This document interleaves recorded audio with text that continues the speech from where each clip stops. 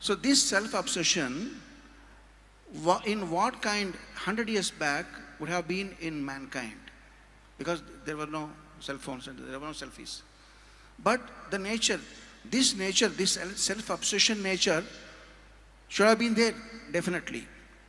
It's a hypothetical question. Can you kindly guess what kind of obsession that man would have Oh, I had? thought you thought I'm more than 100 years, so you're asking me, how was it 100 years ago? Well, I look it maybe, so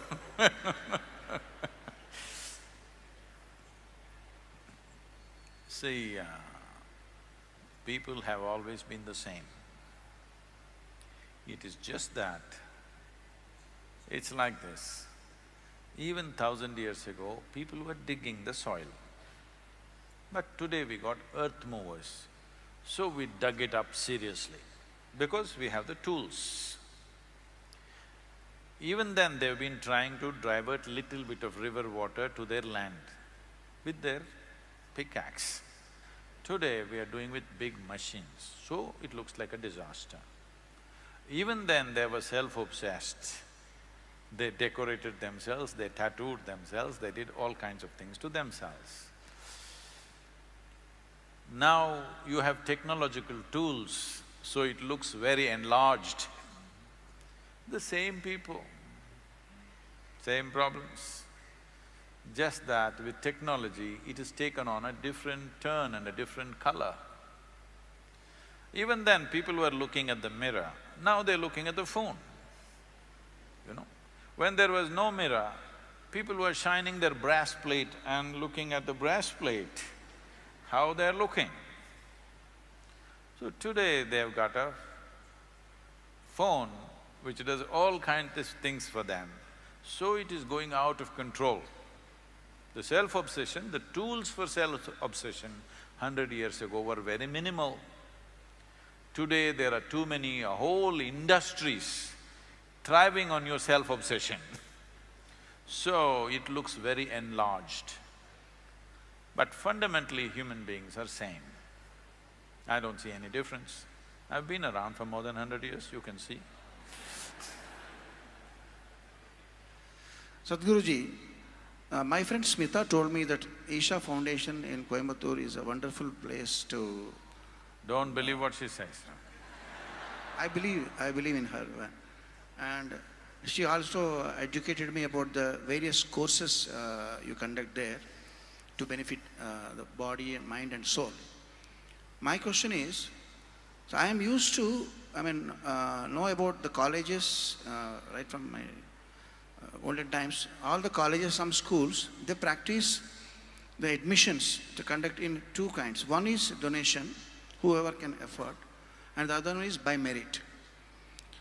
Now, my question is, what is the merit you see in a devotee or in an applicant to be able to join Isha Foundation courses without paying any nominal fee?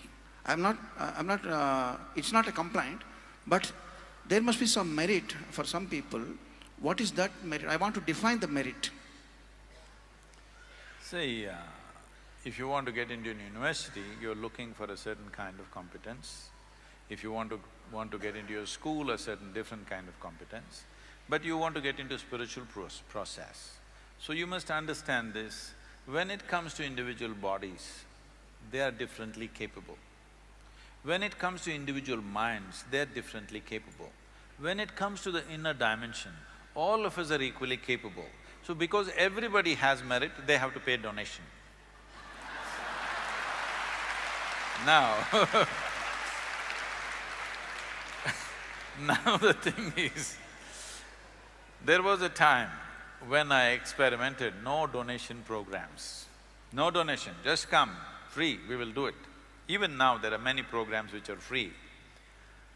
But now we have acquired a certain reputation, so people sit, but even now just see, those few people are walking up and down, they're leaving just now, okay?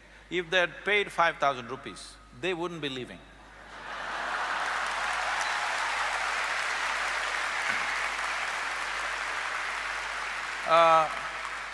This is just a gossip session between you and me, so it's okay, they can go halfway through the gossip, no problem.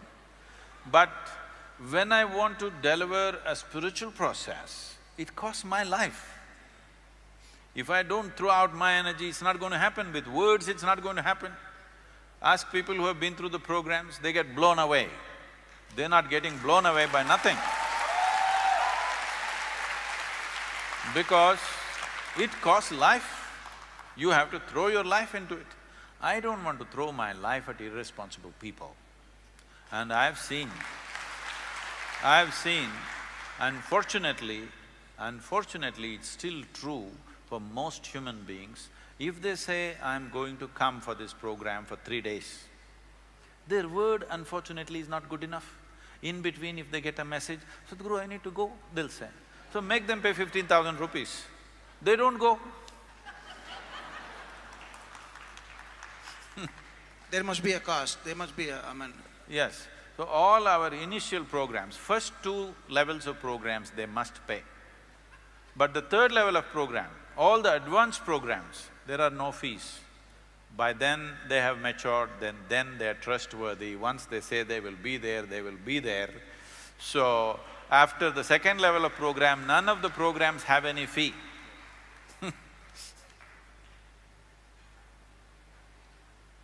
Sadhguruji, I have a dream. You're beginning to look like Martin Luther King. Yes, I have a dream, tell me. This dream is in India, where all the marriages are happening either intercaste or interreligion. Ayyo, why?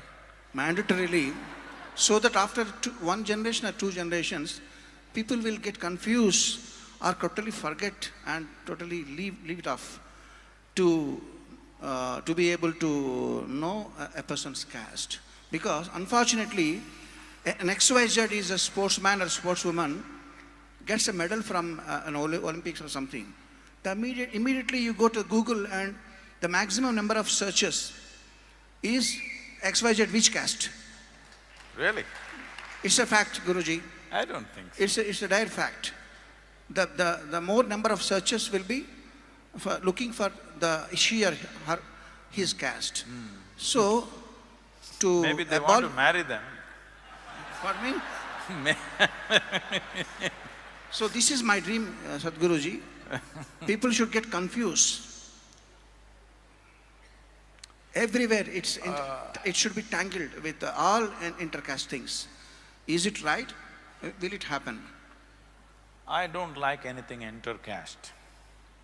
Because first of all, when I meet people, it never even occurs to me what caste they are. So I don't know how to do intercaste, I only see human beings. So when you must understand this. This is a misunderstanding which has led into a discriminatory process.